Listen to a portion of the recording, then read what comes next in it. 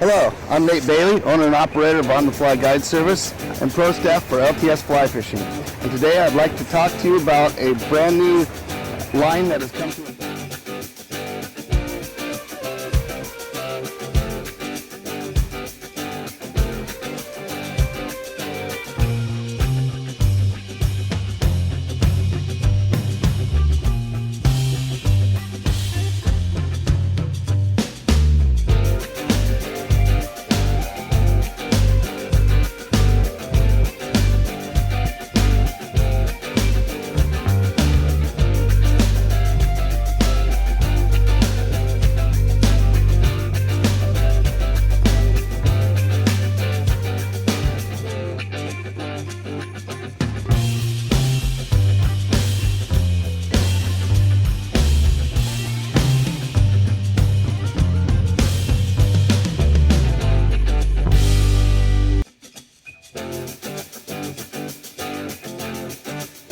Several different configurations. They come from 416 grain up to 510, from 31 feet to 35 feet. So it's a short Scandi, but it is a Scandi all the same. The cool thing about these lines is they are a 3-density line. So they come in, this is an FHI, and that means floating in the back, a hover in the belly, and the tip is an intermediate. This is the line that I fish in the summer a lot, and when it's low and clear in the winter.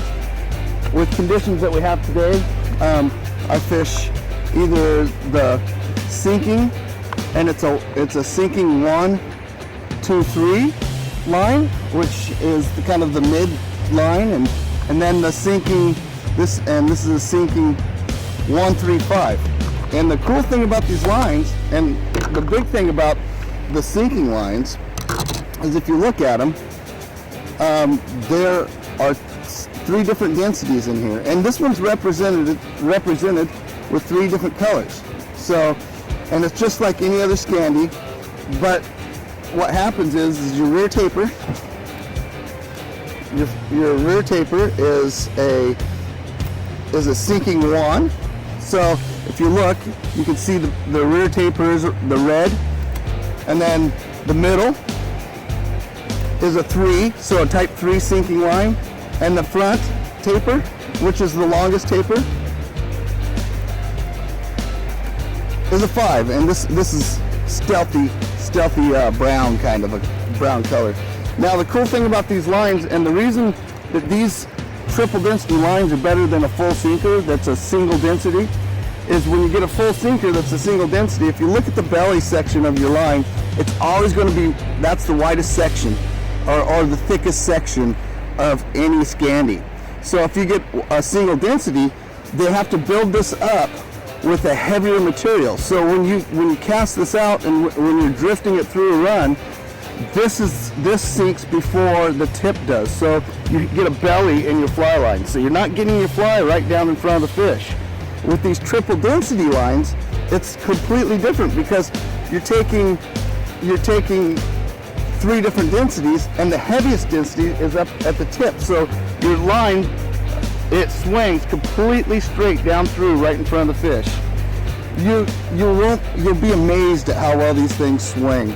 Another cool thing about this is if you're using regular size flies, you know, if you're using regular size steelhead flies, and we've caught winter steelhead for years on these things, back in the days when we were tossing lead core lines and monofilament, they catch a lot of winter steelhead. If you're using that size of fly, there's no reason to use a Skagit. Now I realize, you know, when the water's flowing completely out of hand and it's murky and things like that, you have to throw a Skagit and big tips and intruders and all that, but I would venture to say that 50% of the time in the winter, you could throw a Scandi with one of these smaller flies, regular size flies, and I venture to say you're in front of as many fish that'll bite this as they would a great big intruder or a hobo spey. So, and the nice thing about fishing these Scandis, rather than having to fish a waterborne cast, is you're getting probably 3 times the cast out there because you can just fish at a single spey or snake roll, and you don't have to worry about setting it up, waiting for your tip to sink, coming back around and making all those different movements. You can just pull it up, do a single spey, and be right back out there again.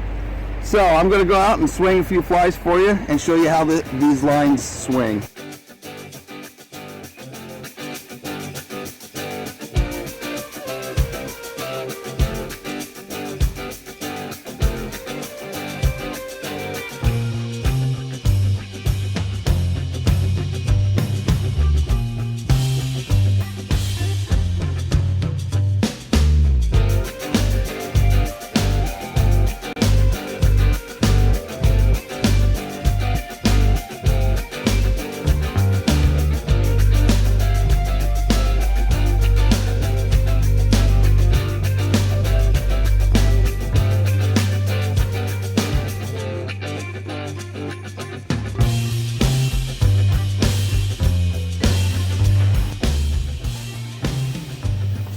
In the perfect spey world, you can fish your Scandi all year long. Well, LTS short speed lines made that possible. If you'd like to get your hands on one of these, contact Donna at fishon-sports.com or give me a holler at southernoregonflyfishing.com. You need to try one of these. This will make your winter spey game a little bit funner. Thank you for watching.